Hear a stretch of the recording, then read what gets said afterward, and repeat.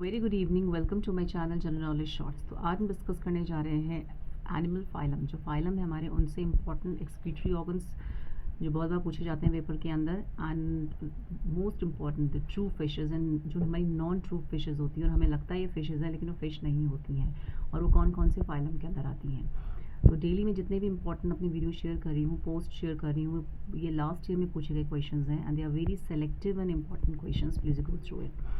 तो चलिए डिस्कस करते हैं excretory organs of the different phylums. सबसे पहले प्रोटोजोआ। प्रोटोजोआ जो है उसमें जो एक्सक्रीटरी ऑर्गन्स होता है वो है कॉन्ट्रेक्टाइल वैक्यूल, और कॉन्ट्रेक्टाइल वैक्यूल इसमें ऑस्मो रेगुलेशंस में भी मदद करता है। उसी जो हमारे अमीबा होते हैं वो उसमें क्या होता है, कॉन्ट्रेक्टाइल वैक्यूल्स होते हैं, जो क्या करते हैं हमारे फूड को लेने का या एक्सक्रीट आउट करने का भी काम करते हैं। Now Porifera. पॉरीफेरा का जो होता है बेसिकली डिफ्यूजन के थ्रू होता है, सिंपल डिफ्यूजन के थ्रू ही एक्सक्रीशन करता है अपनी बॉडी का। निडेरियंस में क्या होता है, डिफ्यूजन के थ्रू। तो पॉरीफेरा और निडेरियन में क्या होता है, बॉडी से सरफेस से ही डिफ्यूजन के थ्रू होता है एक्सक्रीशन ऑफ, क्योंकि इसमें प्रॉपर डाइजेशन सिस्टम नहीं पाया जाता है, तो जो एक्सक्रीशन सिस्टम नहीं होता है तो ये क्या होता है, डिफ्यूजन के थ्रू एक्सक्रीशन करता है। प्लैटीहेलमिन्थस में किसके, तो फ्लेम सेल्स के थ्रू होता है एक्सक्रीशंस, प्लैटीहेलमिन्थस, जिसमें हमारे फ्लैटवर्म्स होते हैं प्लैटीहेलमिन्थस। नेमाटोडा में किसके थ्रू होता है, रेनेट सेल्स के थ्रू होता है, तो रेनेट सेल्स के थ्रू होता है एक्सक्रीशन नेमाटोडा। एनिलाडा के अंदर किसके थ्रू होता है एक्सक्रीशन, हमारा नेफ्रीडिया के थ्रू होता है एक्सक्रीशंस। ऑर्थोपोडिया में किसके थ्रू होता है, मैल्फिजियन ट्यूब्यूल्स के थ्रू होता है excretions. Its very very important, and arthropoda is one of the largest phylum, हमें पता होना चाहिए। तो ये सीक्वेंस है फाइलम्स का मोलस्कन्स में, एंड ऑर्थोपोडा ही सबसे बड़ा फाइलम है और second largest phylum is molluscans. Kidney के थ्रू नेफ्रीडिया उसको मोलस्कन्स में होता है, ऑर्थोपोडा में मैल्फिजियन ट्यूब्यूल्स। इकानोडर्मेटास में नो ऑर्गन्स में डिफ्यूजन के थ्रू होता है। And last but not the least जो हमारे कॉर्डेटा होते हैं, किडनी, जो कॉर्डेटास होते हैं उसमें किडनी के थ्रू होता है।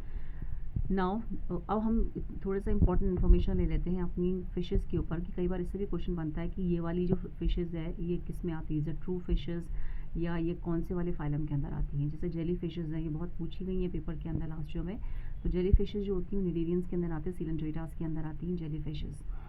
स्टार जो शेप्स हमारी स्टार फिशेज होती हैं वो इकानोडर्मेटा का एग्जांपल्स हैं। एंड इकानोडर्मेटस में क्या होती है स्पेशली, इसमें दो क्वेश्चंस बनता है वो रेडियल सिमेट्री का बनता है, कि लावल स्टेज में कौन सी सिमेट्री होती है और अडल्ट स्टेज में कौन सी सिमेट्री होती है। तो लावल में हमारे बायलैटरल सिमेट्री होती है, अडल्ट में रेडियल सिमेट्री होती है। इसमें ट्यूब फीड होते हैं मूवमेंट करने के लिए, ट्यूब फीड्स पाए जाते हैं स्टार शेप्स में। सॉफ्ट बॉडी काटल फिश क्या होते हैं, मॉलस्कन्स के अंदर आते हैं। वेरी वेरी इंपॉर्टेंट, काटल फिश किसका एग्जांपल है, मॉलस्कन्स का एग्जांपल्स है। सिल्वर फिश किसके अंदर आती है, इट्स अ फिश बट इसमें इंसेक्ट्स के अंदर आती है, ऑर्थ्रोपोडास के अंदर। सिल्वर फिश का एक इंसेक्ट है जो ऑर्थ्रोपोडा के अंदर आता है।